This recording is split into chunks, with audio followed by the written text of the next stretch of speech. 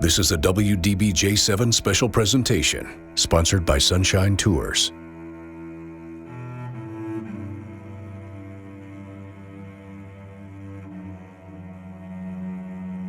It's like psychological kidnapping. A local mom forced to entertain. They told me that if I was to say or do anything, they would kill both of my daughters. Trafficked for sex and drugs, yet no one close knew. Human trafficking is happening here. It's neighbors, parents trafficking their children, and it's going undetected. Silent no more.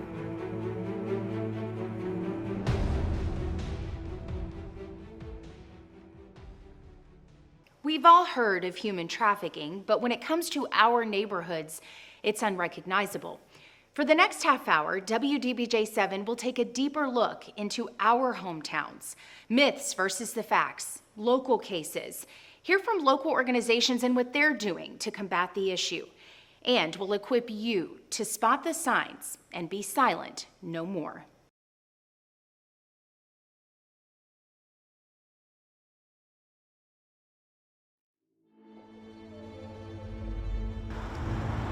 Everywhere you look, people are going about their day, running errands, working, traveling, and passing people without a second thought. If someone was experiencing human trafficking, could we spot it? I think I missed an opportunity to stop something.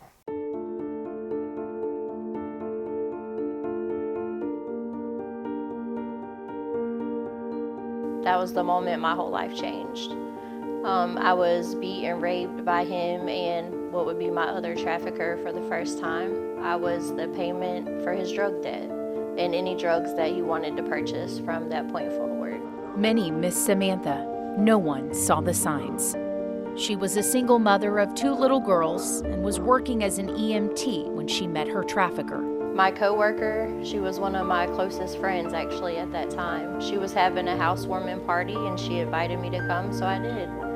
I met this man there and he was very good looking and down to earth. He seemed to care about the things I would tell him and how I was feeling, and over the next few weeks we developed a relationship. There was a day we were riding around, which is something we did all the time, and he pulled into the parking lot of a hotel and he asked me to go inside with him, so I did. I was beat and raped by him and what would be my other trafficker. I was threatened during that time, and the threat, the words still haunt me to this day. They told me that if I was to say or do anything outside of what they told me, or if I did anything to draw attention, they would kill both of my daughters and I would watch them do it. Samantha's traffickers introduced her to crack cocaine to endure the abuse, one buyer after another. She developed an addiction and her traffickers used it to control her. Over time, she lost both of her children, her family, her career, and her identity. Samantha was never kidnapped.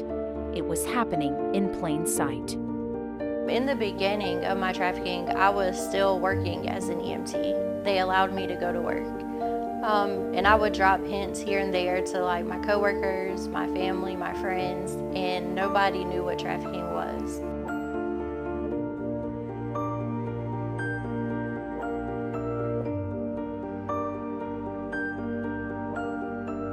If you were to survey a group of people, both adults and youth, and ask the question, what is human trafficking? Most answers would align with kidnapping or sending to another country. While this does happen, it is a small percentage of what human trafficking actually looks like on a local level.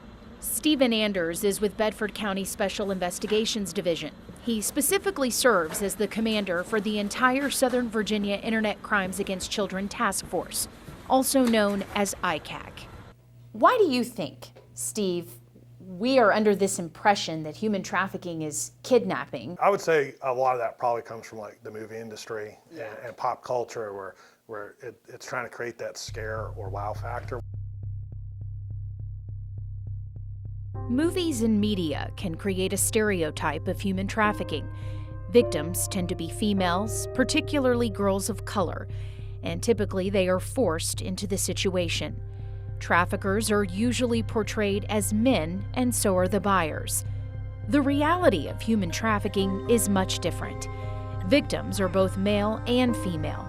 They look like the average girl in school, the boy at your church, or the family that lives in your neighborhood. The same goes for traffickers and buyers. They can be anyone. The hard truth? For years, trafficking cases have been overlooked. All along, we've been looking for the wrong signs.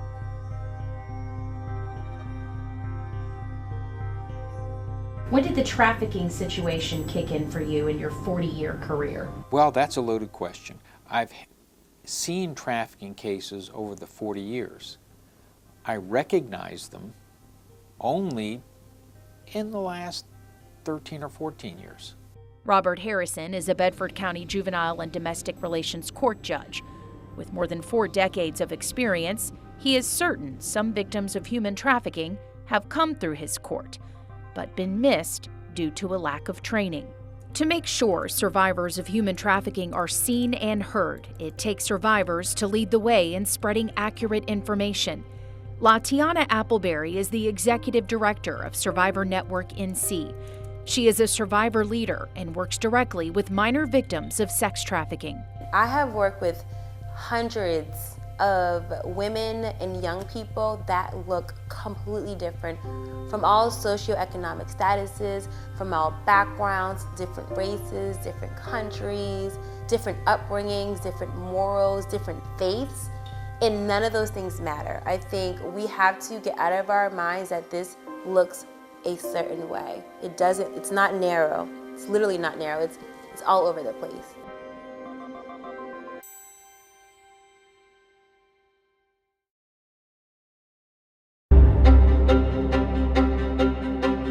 Silent no more.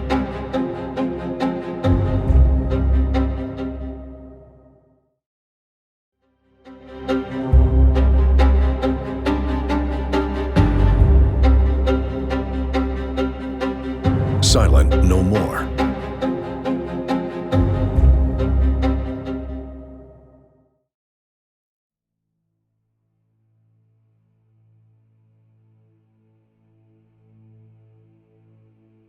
I've been hit in the head with pistols. The orbital socket of my eye's been ruptured. My jaw's been broken. My teeth cracked. I've been on life support multiple times. Samantha was labeled a prostitute while her traffickers collected money behind closed doors and used the internet to book one buyer after another. I was trafficked in between a few different motels. I would be posted on an escorting website, a well-known website. And as my trafficker would set up these encounters, I would do these dates. He would take the money as I earned it and set up the next encounter. Online is the #1 way traffickers recruit, groom, and exploit victims. What most people do not realize is that human trafficking is happening inside homes, which is why it can be so difficult to spot. 2-year-old male, unconscious, CPR in progress. In 2019, a horrific case came out of Christiansburg, Virginia, just 5 minutes from the police station. 2-year-old Stephen Meek was being sexually abused by his mother, Kayla Thomas, and her boyfriend, Mackenzie Hellman. The mother was performing sex acts on her 2-year-old son, sending them to Hellman, who then distributed to child pornography websites. Both were sentenced to life in prison. While this case was not prosecuted as human trafficking, it qualifies because Meek was being sold for the benefit of a third party.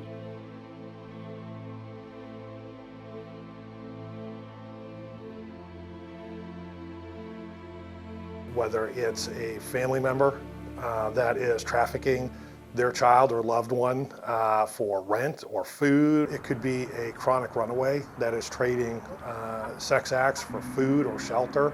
As cases continue to grow, many organizations are taking the initiative to get trained on human trafficking. Juvenile Court, Judge Harrison may help you. Especially those like the Bedford Court Service Unit, who work with families on a daily basis. Bedford is one of the biggest counties for farmland in Virginia.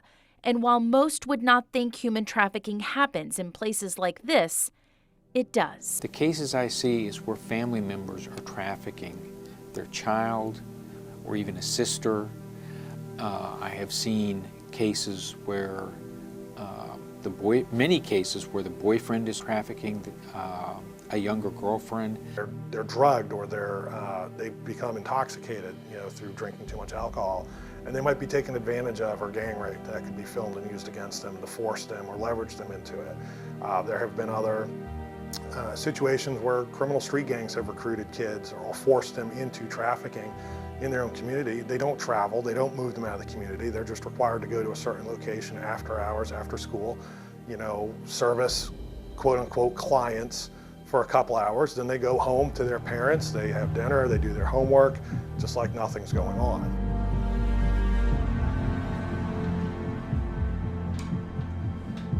What is this?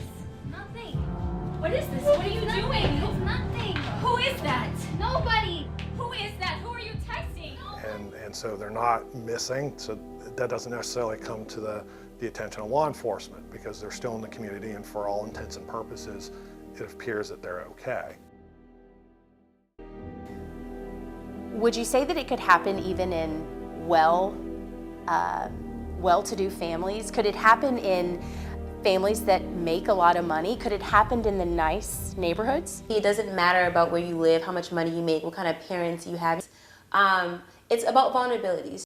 Human trafficking is any labor or commercial sex act induced through the use of force, fraud, or coercion for the profit of a third party.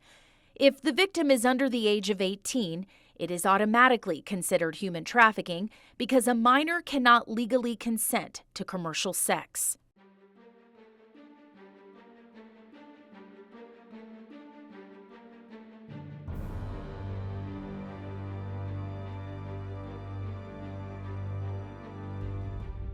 Just 1 year after human trafficking became illegal in Virginia, the Roanoke Valley saw its first human trafficking case prosecuted on a federal level. By no means was this the first case, but now Virginia had legal ground to take it to federal court. Carolyn Minix is retired now, but at the time was serving as the director for the 23rd District Juvenile Court Services Unit. The victim was a 17-year-old girl from Salem. She had a t-shirt on and pajama pants. Not something that a lot of people, when you think about sex trafficking, you think of someone being dressed up, high heels, short skirts, but that's not always the case. The trafficker, 26-year-old Terrell Banker, was a resident of Vinton, Virginia. Banker was using Laura Cook as a recruiter. She meets Cook, one of the co-defendants in this case, on the internet in 2015. She somehow invites her over, they party a little bit, she introduces her at this party to Banker. Banker's providing drugs. He actually figured out a way that he could make money from this young woman, and he advertised her on Backpage.com to truckers that were coming through the area. So they go to meet this truck driver in a parking lot at a hotel here in the area, and she climbs up in, he gives him $200, and he goes off to get change somewhere while this young girl's having sex. A concerned citizen called this in to the police department.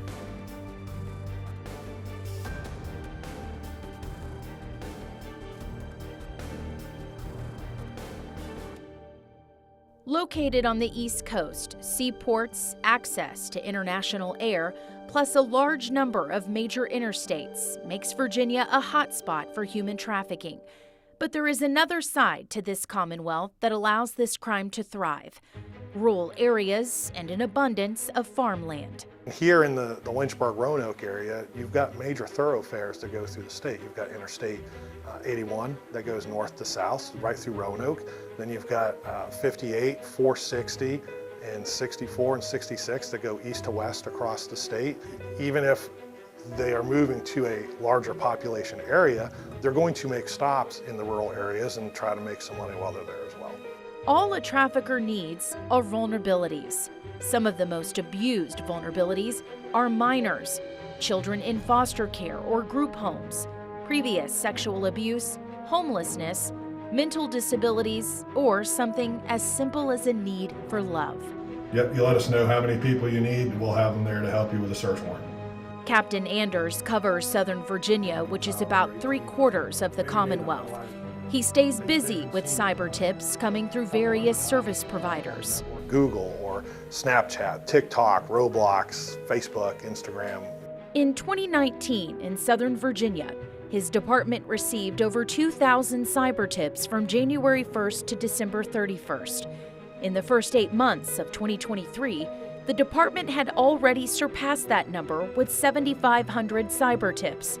Northern Virginia's numbers are just as high.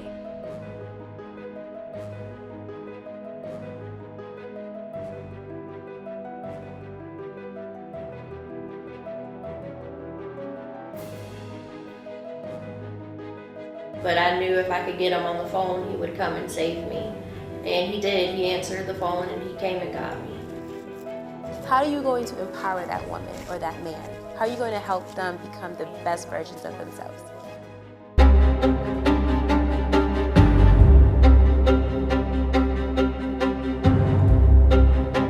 Silent no more.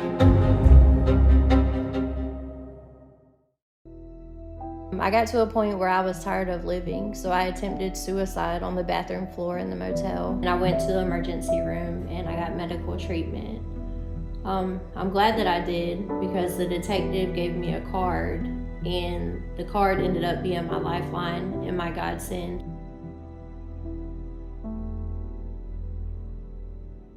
Every year, more than 4 million Virginians go through the state's service centers. Human trafficking signs can be found inside the restrooms. This is one of many recent efforts led by Virginia Department of Motor Vehicles. While managing every rest stop and weigh station within the Commonwealth, the DMV says there's potential to reach millions.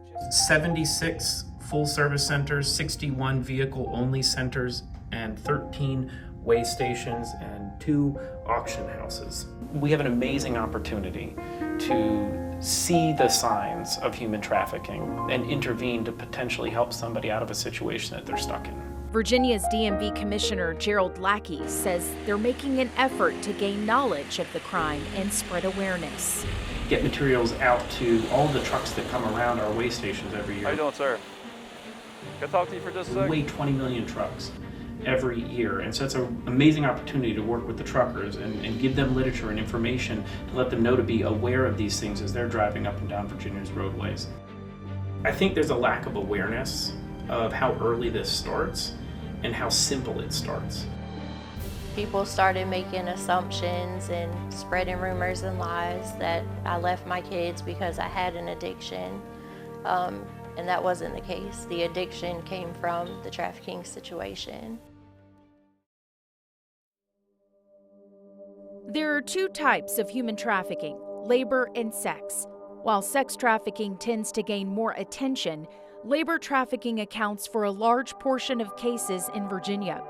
Recently, the Department of Labor took legal action against Fayette Industrial for allegedly hiring 15 children to work overnight sanitation shifts at Purdue Farms in Virginia. According to lawmakers, about 40% of trafficking cases that Commonwealth attorneys encounter are labor trafficking. Having the mindset and attitude, well, not my kid, that will never happen to my child, is prime ground for it to happen. That's the biggest issue, is parents not communicating with their kids, and it has to be an ongoing conversation. A few red flags to look out for in children can include older love interest, secretive about who they are talking to, signs of physical abuse, chronic running away, isolation, risky online behavior, and controlling or abusive dating relationships. If you suspect something, say something. And if you need help, Samantha is encouraging you to be silent no more.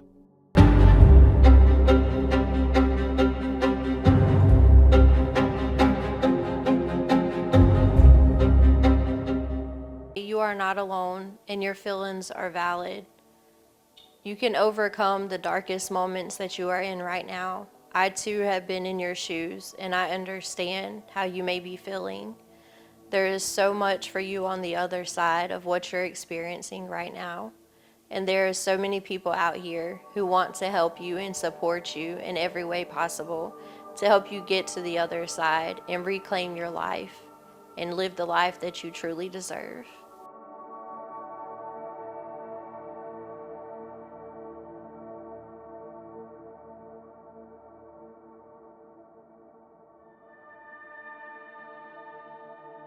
If we truly want to see change in our hometowns, it takes everyday people like you and me who will spot the signs, speak up, and be silent no more.